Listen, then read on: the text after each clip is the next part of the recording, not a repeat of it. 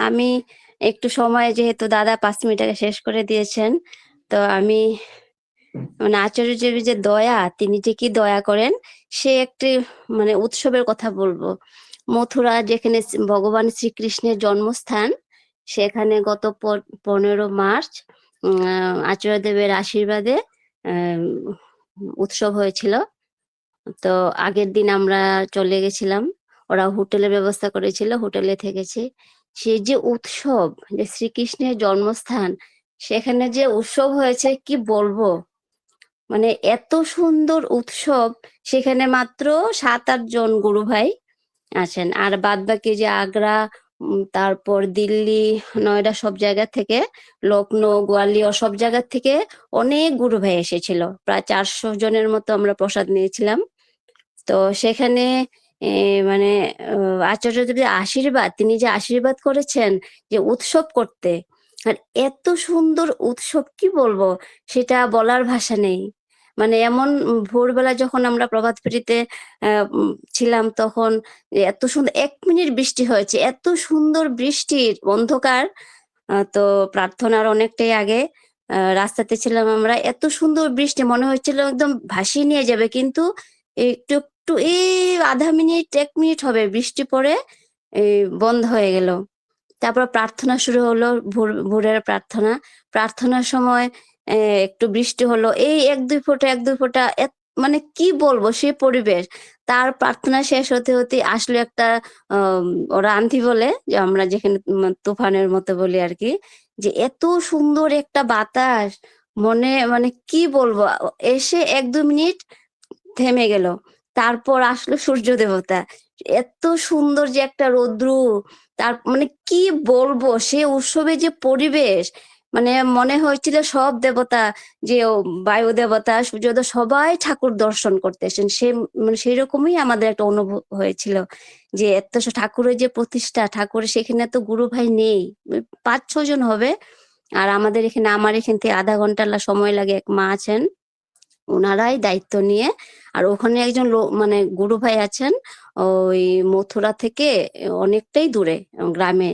তো ওই দাদা একবার ছোটবেলার থেকেই মানে উনি মানে সংসার করার ইচ্ছা নেই, ও মানে সাধু হয়ে যাবে ওরকম।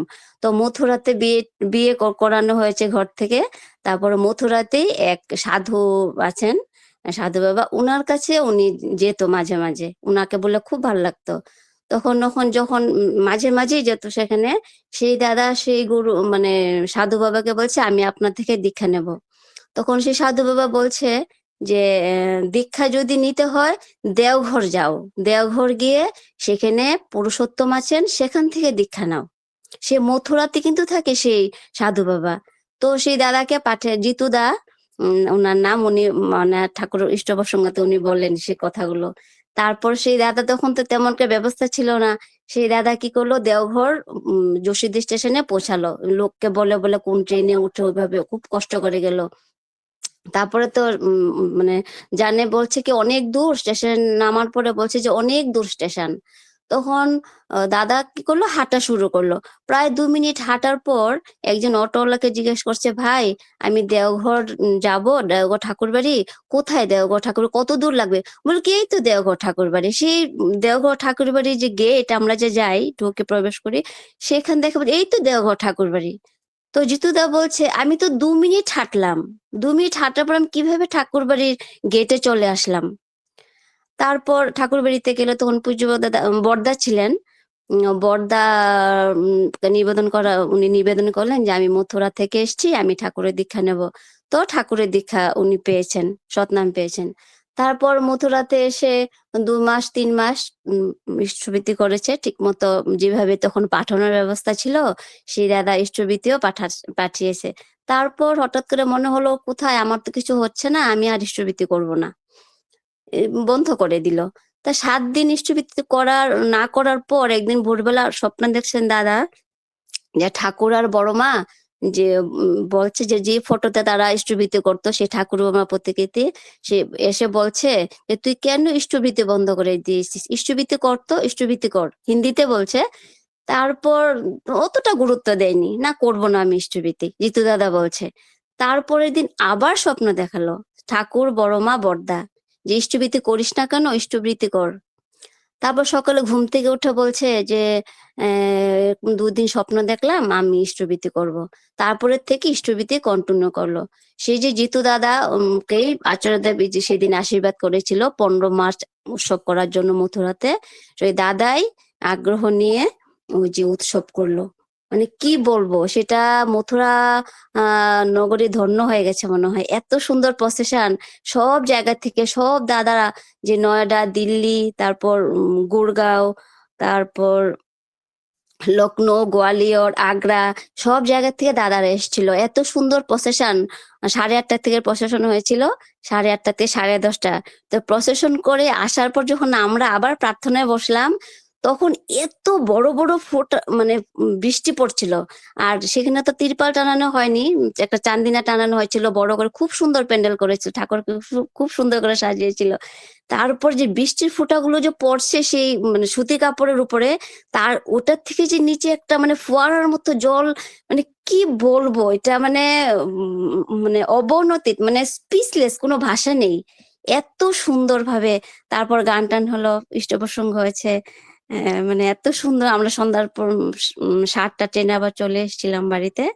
মানে সেটা উৎসবের যে একটা অনুভূতি, মানে এটা ঠাকুর যে সেখানে মানে জীবন্ত হয়েছিলেন। আর মানে সেটা মানে কি যে ভালো লেগেছে, সেটা আমি আসার থেকেই ভাবছি যে আমি একটু বলবো সবাইকে, আমি জানাবো যে ঠাকুরের এত দয়া। এই যে উৎসবে ঠাকুরকে দর্শন করতে যে সব দেবতারা এসছেন, যে এই জীবন্ত যে শ্রীকৃষ্ণ, ওই যে জীবন্ত ঠাকুর রূপে এখানে আছেন। তো আহ, এটাই মানে আমার বলার ছিল। আমার খুব ভালো লেগেছে উৎসবে গিয়ে। সবাই ভালো থাকবেন, সবাই ঠাকুরকে নিয়ে আনন্দে ভরপুর হয়ে থাকবেন। জয় গুরু। জয় গুরু মা, জয় জয় গুরু। জয় গুরু, জয় গুরু। কি পাবি মা? ওই জিতুদার ফোন নাম্বারটা আমাকে দিয়ে দেবেন। ঠিক আছে মা, জয় দিয়ে দেবো। হ্যাঁ, হ্যাঁ। জয় গুরু, জয় গুরু, জয় গুরু। আমার কৃপামি মা খুব সুন্দর করে দয়ার কথা বললেন, যে সেখানে ঠাকুর উপস্থিত হয়েছেন কি করে, তার রূপ বর্ণনা করতে পারেননি। এত সুন্দর অপূর্ব তার রূপ ছিল। যাই হোক, আমরাও শুনে আমরাও প্রতিপত্তিকে ওই যে সমৃদ্ধ হলাম। জয়গুরু, আমি একটু বলি। ওই যে কৃষ্ণ যখন জন্ম নিয়েছিল, তো ঝড় বৃষ্টি হয়েছিল না মা? সুধা বর্ষিল ছিল না? পুষ্প বৃষ্টি হয়নি, তাই পুষ্প বৃষ্টি হয়েছে মা। আপনি ওইটাই কথাটা বলছেন, কিন্তু সেইটা কথাটা মানে পুষ্প বৃষ্টিটা বুঝতে পারছেন না, যে হ্যাঁ, পুষ্প হ্যাঁ, বৃষ্টি, পুষ্প সেটা বৃষ্টি পুষ্প বৃষ্টি হয়েছিল। হয়েছে মা জয়গুরু। পুষ্প বৃষ্টি হয়েছে, হ্যাঁ। জয় গুরু, জয় গুরু, জয় গুরু। আমার কৃপামি মা এবং সার্বিক মঙ্গল প্রার্থনা করি দয়ালের রাঙা রাতুল চরণে, যেন আমার মা খুব ভালো থাকে, সুস্থ থাকে এবং আনন্দ থাকে। আর মাঝে মাঝে এসে এরকম দয়ার কথা বলে আমাদের প্রতিপত্তিকে সমৃদ্ধ করে। জয় গুরু।